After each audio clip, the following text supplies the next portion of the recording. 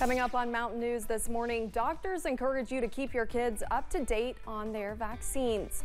And we take a moment to thank everyone who came to the blood drive held right here at WYMT.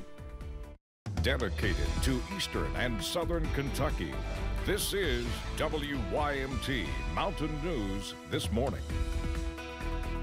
Good morning, I'm Olivia Calfee. The time is now 5:35 on June 7th. Let's check in with Brandon Robinson for a look at your forecast this morning. Now, Brandon, you've been talking throughout the week. Today is really going to be that one day that we are seeing a little bit of rain. Is that right? Exactly. Now, today is the day for now, but we have another system we're watching for Sunday. But hopefully we'll have a few nice days, right? Exactly. In between those two systems, I think we're going to have some nice days, but unseasonably cold for sure. Let's take a look and see what's going on this morning.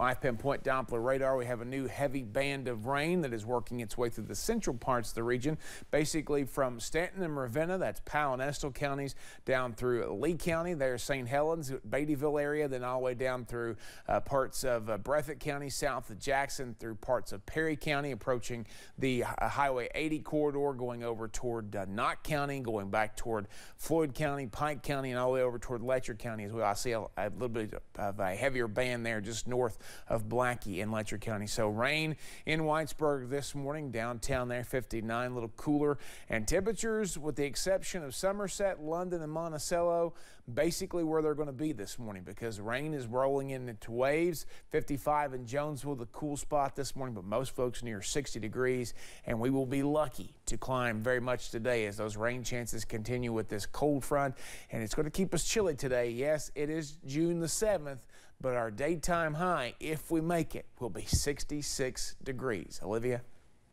Thank you, Brandon.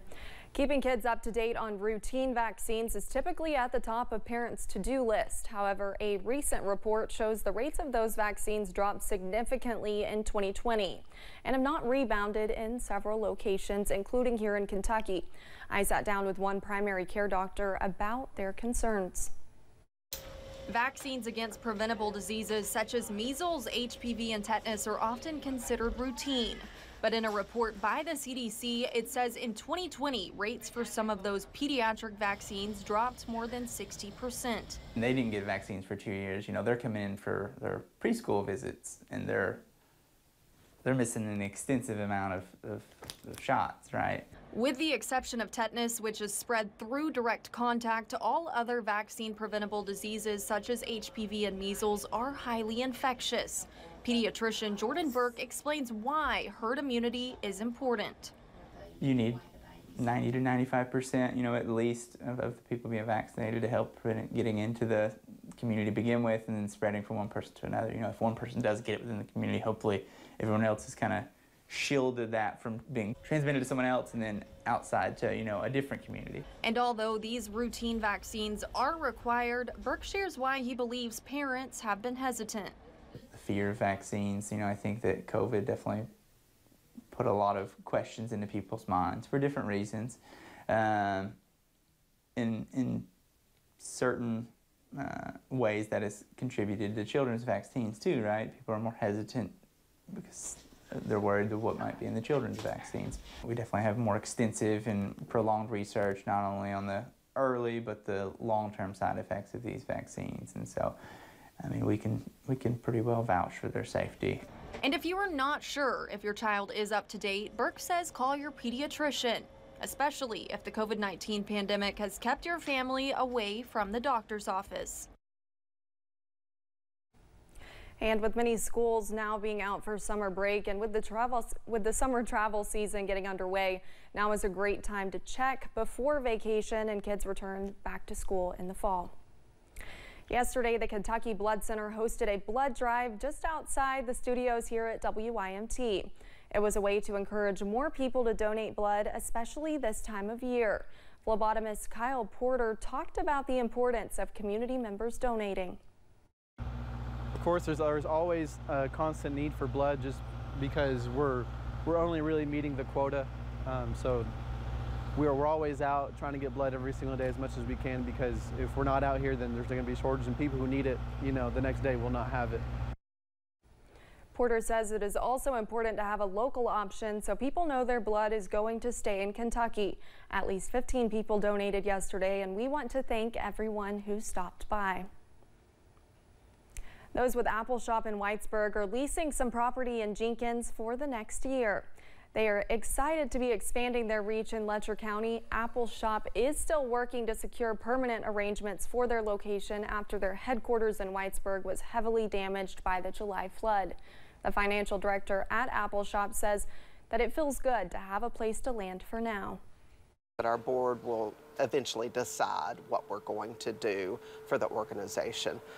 We're looking at multiple options, but we just don't know. It's just, you know, we've been here for 50 years and still trying to find the best options for us so that we continue that impact that we've had on the region long term. Apple Shop staff is still hosting events at their pavilion weekly. App Harvest is in jeopardy of losing one of its largest facilities. The Kentucky-based agrotech business is facing a foreclosure on its Richmond greenhouse. A credit lender says App Harvest owes $66 million plus interest. A statement from App Harvest says they believe they are in full compliance with the loan. Martin County is celebrating the beginning of a new educational opportunity all about the future. The new tech center is the center of attention in Inez. WYMT's Buddy Forbes gives us a tour. It's really fun when we can come together and cut a ribbon and celebrate when another great vision in our region comes to fruition. Martin County cut the ribbon on cutting-edge education. A regional approach to a problem. We have a difficult time finding a plumber in Martin County. We have a difficult time finding an electrician, and I know that's true throughout eastern Kentucky. But with the advent of this school, just in a couple of years, that will no longer be a problem. The Tech Center opened its doors Friday, giving a behind-the-scenes look at the new hands-on education in Inez. So we're that alternative pathway that you seek, and you can still build a viable career right here at home. You can take it any state in America if you choose to do so. Providing pathways for trade work, which focus on plumbing, electrical, industrial mechanics, and heavy equipment. The importance of us and what we're doing is to try to address that skilled labor shortage so that the heart of America, the backbone of the folks that are doing the equipment operating and the electrical and plumbing can continue on. Teaching students in the region that career pathways may not require a traditional college experience. It's my understanding that most of the students that have applied so far are not actually from Martin County, but they're coming from all the surrounding counties. Building the future workforce. Skilled workers and economic opportunity are desperately needed in eastern Kentucky and everywhere in our Commonwealth. And this training center will help us meet that demand. By creating opportunity now. In Martin County, Buddy Forbes, WYMT Mountain News. With more than 100 student applicants, the first class is set to begin in July. They also plan to host a career fair before the students graduate to help them leave with a certification and a career. Just ahead this morning, the state of California makes plans to extend its branch of the Imagination Library, founded by the one and only Dolly Parton. Temperatures will take a dive today thanks to the cold front. It will take them a few days to rebound. I'll tell you when we can see some 80s again in about 3 minutes.